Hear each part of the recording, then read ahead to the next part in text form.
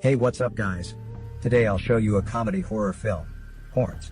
Spoiler ahead, watch out and take care. Mark loves his childhood sweetheart Maren so much, who was murdered 1 year ago right before he's about to make a marriage proposal to her. Mark, however, is the prime suspect for the murder, despite his declarations of innocence and being set free by the police in court.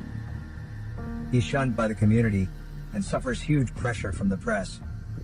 Mark finds his situation even goes worse when he's told a fire accident happened to the forensic lab where all evidences of the murder case were kept and destroyed. Feeling bad, Mark visits a local bar for some alcohol. Heavily drunken that night, he staggers to the place where his darling Maren was murdered. He then destroys and pees at Maren's memorial out of rage. The next early morning, Mark is awakened up by a huge pain in his head. He then checks himself before the mirror, only to get frightened by a pair of horns protruding from his forehead.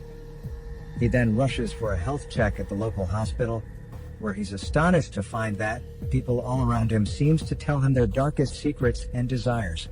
And he can even read their past memories just by touching their body. The doctor and nurse, however, rather than respect his pain seriously, just keep telling Mark their true feelings and evil desires. Annoyed by all of the happenings, Mark urges the doctor to saw off his horns right away. While under anesthesia for the surgery, Mark dreams of his childhood when he first met Maren at a church. They showed a crush to each other at their first sight. The little Mark happened to find Maren's cross necklace lost in the chair. Later in a game played by Mark and his friends, Mark risked his life to win a cherry bomb underwater and nearly drowned, but was luckily saved out by his best childhood friend Lee.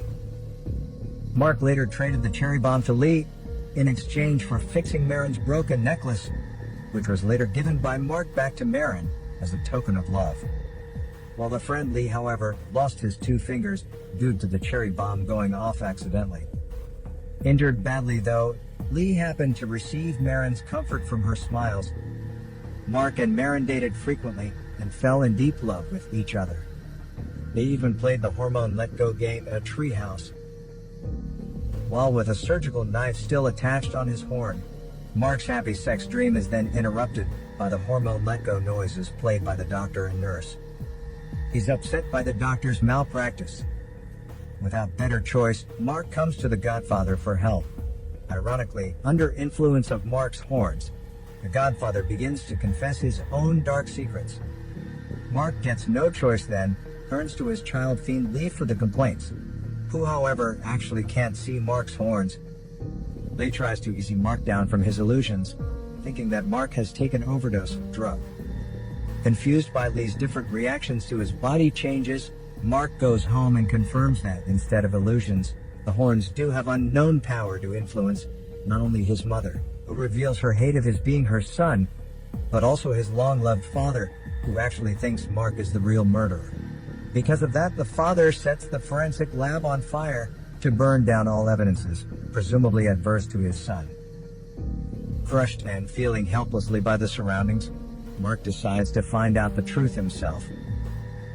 On his way to the local bar, he's then molested by the chasing reporters, who instead, under the horn's influence, are forced into a fight competing for an exclusive interview with Mark.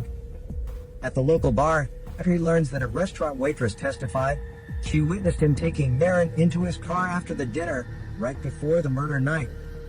He then wants to find the waitress for more details.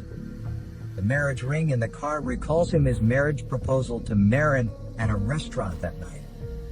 But surprisingly, he got refused for her excuse that she had turned to love someone else. Failing the proposal, the sad Mark then drove his car alone to the lake, gets himself drunken heavily, and awakened up by the police the next early morning, when he heard the death of Maren for the first time. Mark later arrives at the restaurant and finds the waitress, who before his horns reveals that she fabricated her story just to become famous before the public. Mark then talks to his brother for more details. The brother before the horns, however, tell him the big secret that after Mark's leaving, he offered Maren a ride home. While on their way, the drunken brother couldn't help but touch Maren's face, which frightened Maren so much she insisted on getting off the car immediately and walked into the woods under heavy rain. While the brother waited in the car for Marin's coming back, but passed out very soon due to the alcohol. However, he waked up in the early morning, only to find a rock beside, with some blood attached. Frightened up, the brother set out to search the woods for Marin, who he soon found lying dead by a tree, naked and with striking injury on her head. Believing that he killed Marin unconsciously with the rock last night, the brother then drove his car to the lake, where he threw the bloody rock and got rid of all crime traces. Knowing the truth, Mark then launches strikes at his brother. The coming police then detain Mark and bring him to police station. The next morning, Lee helps bail Mark out of the detention. Right then, Mark notices Marin's cross necklace on his best friend. He keeps questioning Lee about that, but Lee just tells him that he had a crush on Marin long ago, and Marin turns to love him away from Mark. Feeling betrayed by his lover and best friend, Mark gets infuriated and flees away in his car with that shocking truth. In an abandoned farmhouse, he struggles hard, sick of all the brutal truths and trying to get rid of his horns. He happens to realize the snakes there seem to obey his orders. He then decides to use the snakes to revenge against the waitress, who dares to fabricate this story just to be famous. And later he forces his brother to overdose on drugs as a punishment for his cause of Marin's death. The other day, Lee meets Mark by the docks, trying to make friends again with Mark, who's still upset about their betrayal. During their push and pull, however, Mark happens to pull off Marin's necklace. Exposed to the horns, Lee falls under influence. He then confesses another version of truth. It turns out when Lee learned Marin was going to break up with Mark, he took it as a good chance to win his long-crushed girl. That night, Lee followed Marin into the woods, trying to comfort the sorrowing Marin with kiss. But instead, he's refused by her, for she loved Mark more than anyone in the world. Reluctant to accept that, Lee raped her in a jealous rage, then killed the screaming Marin with a rock. He took away her necklace before planted the bloody rock on Mark's dead sleep brother, trying to mislead the police. Mark is shocked there and can't accept this sudden truth. While Lee seeks the chance to attack him, overpowers him with chain, and lights him on fire in the car, causing Mark to drive into the bay. Lee claims to the public that Mark confessed to the crime and committed suicide. However, he never knows the thorns allow Mark to survive, horrifically burned and disfigured. Marin's father, who now believes Mark innocent, gives Mark the key to Marin's lockbox.